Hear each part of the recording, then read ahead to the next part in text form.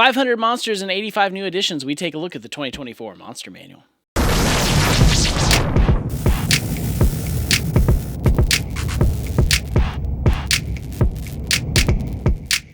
And welcome to another episode of Bards and Barrels. I'm Ross. And I'm Brett. And today we're going to take a look at a short look at the 2024 Monster Manual. This is going to be pretty fun. But before we dive into that, be sure you like and subscribe this video so you can get the latest from us as we start dropping some more content. But Brett... just do all the things. Just please, do all the things. Brett, what are your first thoughts on this brand new Monster Manual from Wizards of the Coast? It has been so long since we've had an update to the core rulebooks, and this is a fun, new, good upgrade.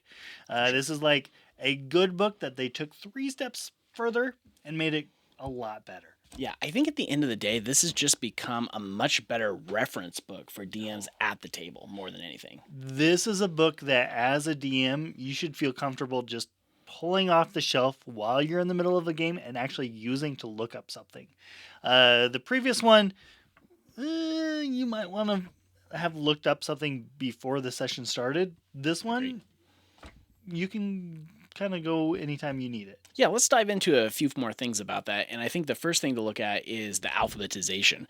And both books were alphabetized. Let's be clear on that. But in the 2014 book, I'll get it straight one of these times. The 2014 book, there were groupings in there. So like all the dragons were together, or all the demons and devils were together.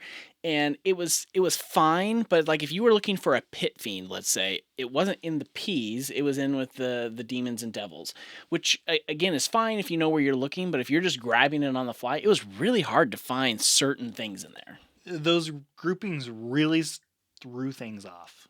Mm-hmm. Like through the entire book, like you would be expecting something, and then you would kind of have to fall back to going to the index or the glossary and going there because you couldn't find it if you were just looking for G for the green dragon. Right, absolutely. Let's talk a little bit about the stat block too, because in the old book versus the new one, things were just kind of like misplaced in a lot of ways. It was hard, like like a piece would be one page and then something else would be like a couple pages later. Yeah, so they made a lot of like small incremental changes that make it a lot easier to just scan the book and read. Like one of them is that if you were to look for a strength modifier or a strength save, in the previous book, it would be all the modifiers are together and then all the saves are together. Now, the strength modifier and the strength save are together in one little line, so they're all together. So you just look for strength and you can find either option. Another change is before the descriptive paragraphs of how the monster acts and how it behaves, they would lump those together. So like all of the devils or all the demons kind of had all of those descriptive pages or descriptive paragraphs in one page or one set of pages. And then over the next 5 or 6 pages, you would have the individual stat blocks for each of those characters. They changed that. So now, like if you go to Pit Fiend, it is the paragraph and then the stat block all on one page. And so it's much easier to find everything you're looking for in one page without having to flip between 2 pages all the time. Yeah, definitely just a good quick reference more than it was before. I think another thing that really struck me as being unique was the fact that the book really told you how to run the monster, which is incredible. It's like hit fast, hit hard, keep hitting kind of thing. Yes, and so it breaks down right at the beginning of the book, talking about the different special abilities, the multi-attack options, even bonus actions, and pushing DMs to proactively use those big hits, because the more you use those big hits, the quicker they can get back into rotation. And so you end up using them more over an entire campaign because they're being used more often.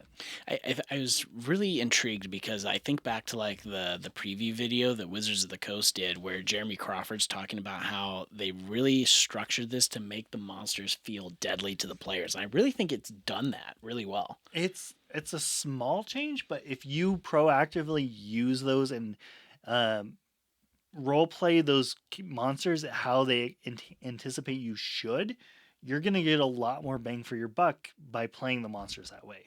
For sure. Let's talk about another big upgrade for the brand new Monster Manual, and I think that's the artwork, Brett. Yes. It's so much better. It's such a little thing, but the artwork in the first one was fine.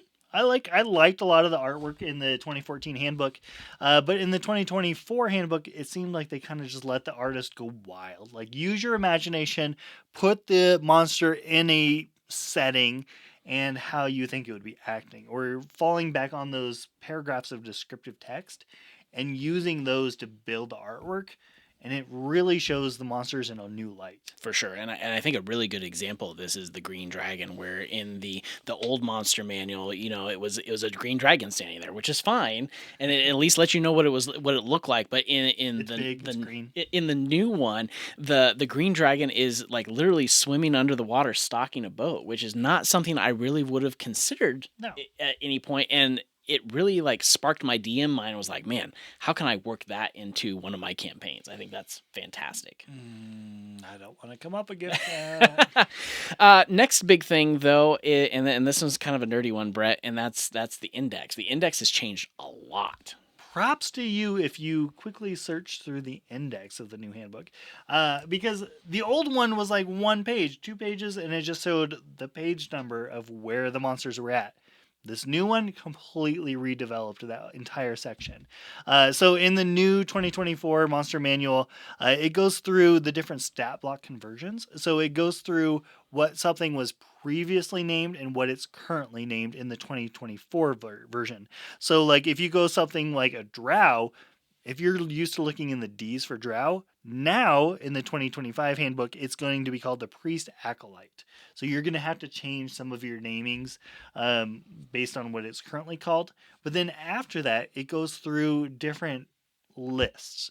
So a lot of times you're looking for characters that fit a certain setting that you're playing in. So like if you're playing Icewind Dale, you're looking for some sort of Arctic type of monsters. In this book, you can find that because it's got monsters by habitat.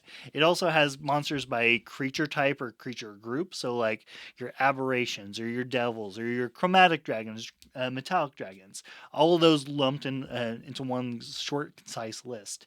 Also, just by challenge rating. Sounds like an obvious thing, but the 2014 handbook didn't, or 2014 Monster Manual didn't have that. Now you can see, I need a level 5 or challenge rating 5 monster. What are my options?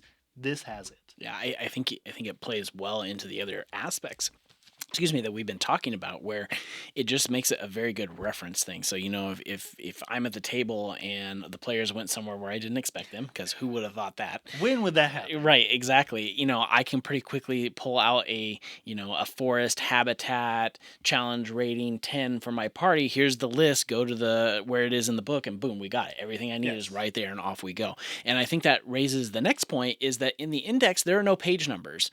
Brett mentioned in the 2014 book, it was just the monster and the page number, so you knew where to go find it. But there's no page numbers in the new one because it's every single monster is alphabetized by its name, so you just go find it. There's none of those strange little groupings in there or anything, so it just makes it super easy at the table. So brush up on your ABCs. Yes, absolutely, because we all need that.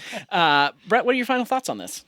This is a good upgrade. I would highly suggest going out and buying it. It seems kind of counterintuitive because I already have a 2014 handbook. Why should I buy the new one? It's just that much better. I think you're going to actively use it versus just having it sitting on a shelf somewhere. Yeah, I think you're absolutely right. I don't have anything really to add to what you said, because it really is truly a good enough upgrade, even though they're both somewhat similar to each other, but it's a good enough reference book at the table that it's worth the money to go buy it. So I think it's definitely worth doing that. That's going to do it for this episode of Bards and Barrels. If you enjoyed this video, please like and subscribe to the channel. You can also follow us on our various social media channels, Threads, Instagram, Blue Sky, and Facebook. Just search at Bards and Barrels.